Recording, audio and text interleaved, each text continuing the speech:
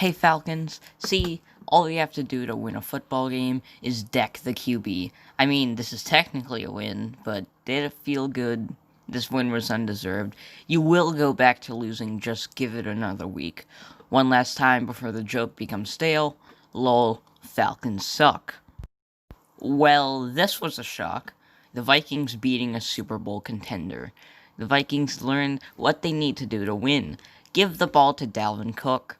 Over 100 yards and 3 touchdowns against a solid Green Bay defense. Just continue to do this, and soon you'll be an 8-8 team in no time. Then you can justify keeping your coaching staff and keeping Kirk Cousins, while not improving in the draft at all, and then the cycle can continue and continue forever. Good job, Vikings. Oh, great. So, the Chargers you can't beat, but the Titans you destroy? Yeah, no, that makes sense. Bengals, you are the most inconsistent team in all of the NFL. Joe Burrow was amazing, and he just, in the first 8 games, you can tell he's developed so much. But, Jesus, he needs a more stable team if he wants to succeed. Bengals, you... Stop confusing my brain. Mahomes had more passing touchdowns in this one game than the Jets have all season. That's all I really have to say, but that would be letting the Jets off easy. Instead, I'll sit here talking to fill in the time as Jets fans are forced to watch their god-awful football team get smoked by the current kingpins of the NFL. I mean, this is just beautiful. Absolutely beautiful. New Jersey, you are truly a trash pile of both a city and a football city. The Colts are pretty good. Not great, but hey, a 41-21 victory is nothing to scoff at. They have a great defense, a great O-line, and they technically have an offense. I'm not the biggest believer in Phillip Rivers because I think he's just Ben Roethlisberger, but with a better elbow, yet he can throw the ball so much worse. I've said this before, he is a gunslinger who can't throw deep, which normally isn't the best combination in an NFL QB. What in the blue hell was that refereeing? And no, I'm not talking about the failed touchdown catch from Marquise Brown. That was clearly not a catch. No, I'm talking about the helmet-to-helmet on Lamar, which probably wouldn't have affected the game that much, but still indicates the poor refereeing, and that last goddamn play. How was that not pass interference? Marcus Peters dares to look in the general direction of Chase Claypool, and he's tossed into the shadow realm. But the Steelers commit third-degree manslaughter on Willie Snead, and the refs don't feel like doing their job. Like, when you're on the last 2 math problems, but you don't feel like doing it, so you scribble some nonsense to go play video games. It wasn't even like those plays were insignificant. Both could have ended in a touchdown when the Ravens only lost by 4. A blind grandma could have done a better job at refereeing. I'm so angry. Can't wait for this win to be given to Tua. He did all right, but this win belongs to the defense. A fumble and an interception were the reason the Dolphins won. Honestly, the Dolphins look all right, but I'm still not buying it. Tua may have the lowest floor so far out of the 3 NFL QBs, but may also have some of the largest potential. So keep it up, Dolphins. Oh, how the evil empire falls. This was a solid game. By all means, the Bills should have won by more, but the Pats played hard. I'm worried about Cam. I'm not sure if it's his accuracy or his decision-making or just his fundamentals, but he simply doesn't look like the Super Cam we're all used to. The Patriots season might be over, and the Bills, they're worrying. They're pretty, I still think they're pretty good, but like, I just don't see it on the field. But they keep on winning, so I'm like, are they good or are they just okay? Either way, they'll win the division, but my brain hurts. Don't you love to see 2 franchises that should be good underperform? Baker looks awful, but will put up MVP numbers the next week, and the waiters are slowly starting to get revealed as the frauds they are. But whatever, they won, I guess. Woohoo! Would you look at that? This game happened. That's pretty much all I have to say. The Broncos barely beat the Chargers.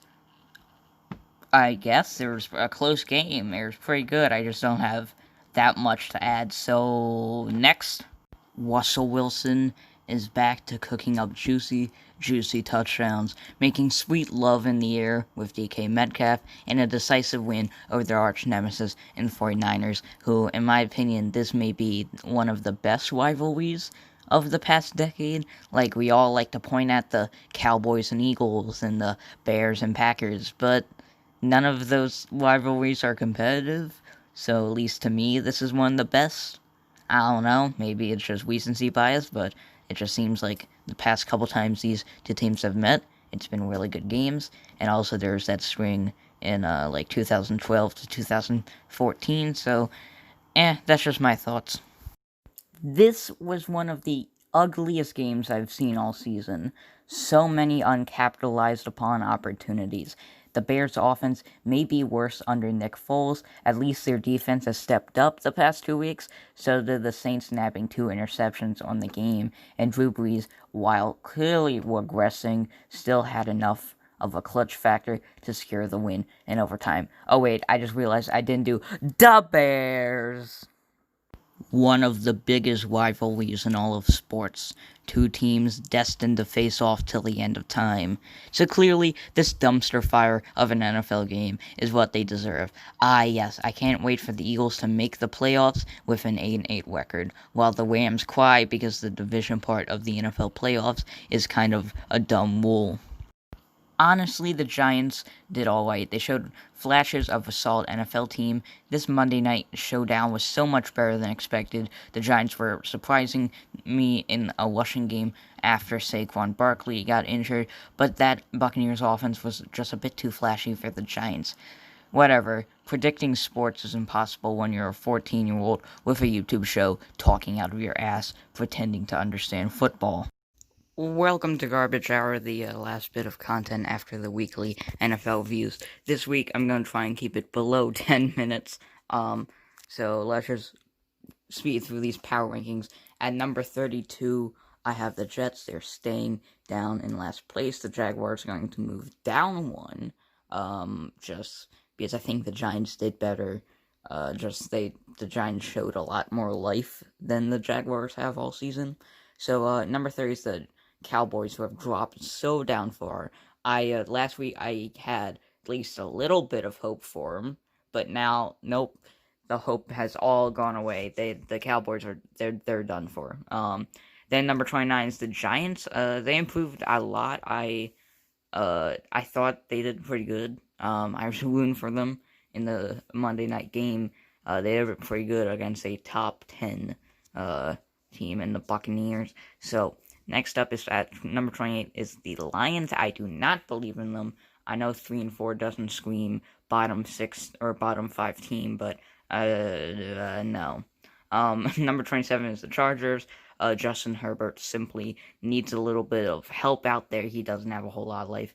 I don't know what I was doing putting the Texans at number 15 almost.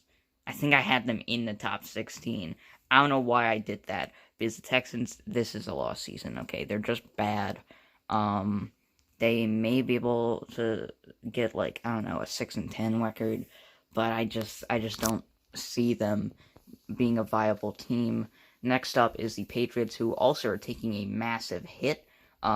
Similarly to the Cowboys, I had a little bit of hope for them last week. I still thought they could bounce back, but now I'm thinking, no. Number 24 is the Falcons, jumping up a lot of spots. A win will do that to you. There's going to be a lot of jumping around in these, like, bottom 10 slots, just because one win is, like, a big deal for a lot of these teams. Number 23 is going to be the Broncos. Again, they're just mediocre. They're not very good. I think the rebuild still needs a solid, like, 2 years before they can really be a playoff team. Number 22 is the Vikings. They just destroyed the Packers this week. I was thoroughly impressed. Dalvin Cook may be the best running back this year. Alvin Kamara has been doing amazing, but Dalvin Cook and Derrick Henry, all three of those guys have really been putting in the work. Number 21 is going to be the Washingtons. They're okay. Their defense is good. It's just their offense. Number 20 is going to be the Dolphins. It's Tua time, ladies and gentlemen. The Tua didn't do amazing, but he did enough, and their defense did enough, and their special teams did enough to squeak out a win over the Rams. Number 19 is going to be the Panthers, who have dropped down a couple slots. They're not very good, but they're winning more than they should, considering this is a post Cam Newton and an injured Christian McCaffrey team. I said they only needed like 3 or 4 wins, and they've gotten those 3 or 4 wins. But they're not making the playoffs. Number 18 is going to be the Eagles. They're going to take the NFC East, but that's not really an accomplishment. So number 17 is going to be the Bengals, doing so much better.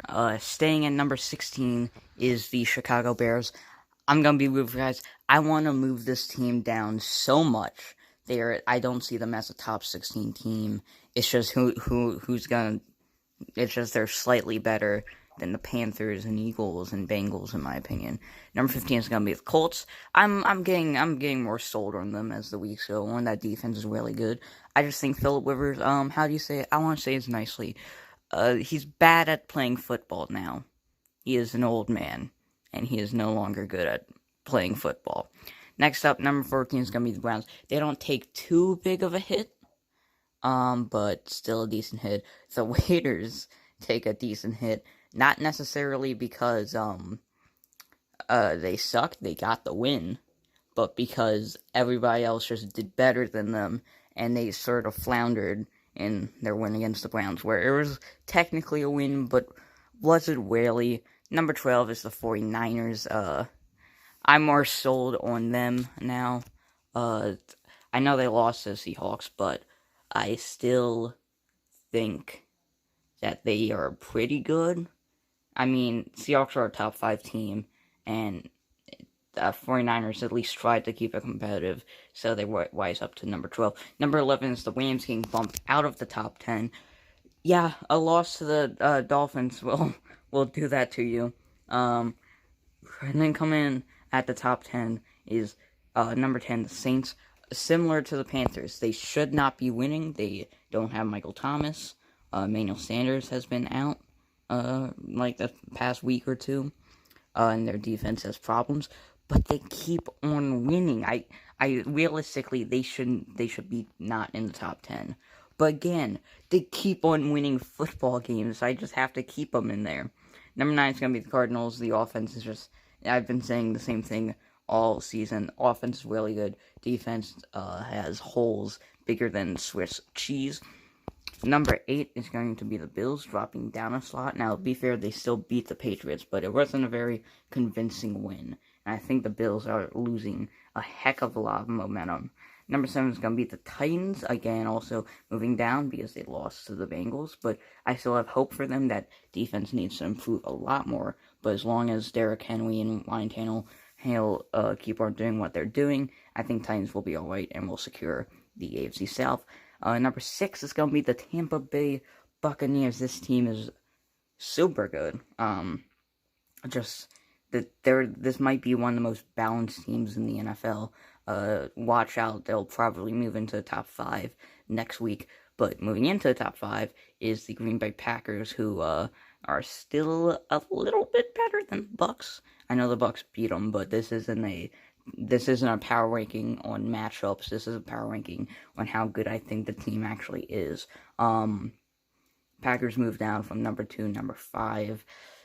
Again, that's what a win, or that's what a loss to a team with only 2 wins will do to you.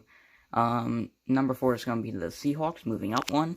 That offense is, here's the thing, they don't have a defense.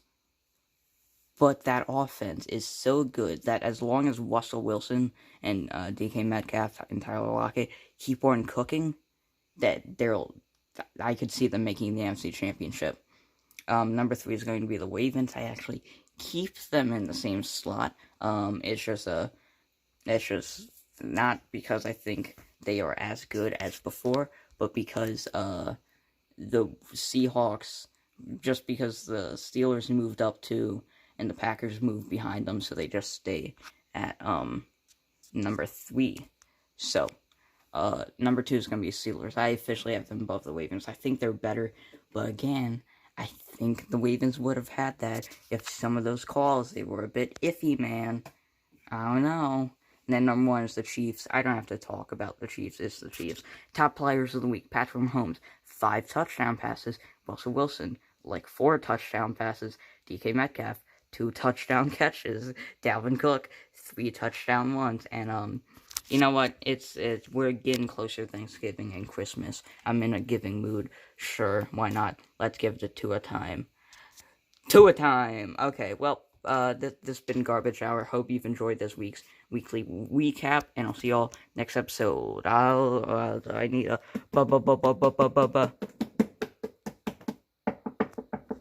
bye bye.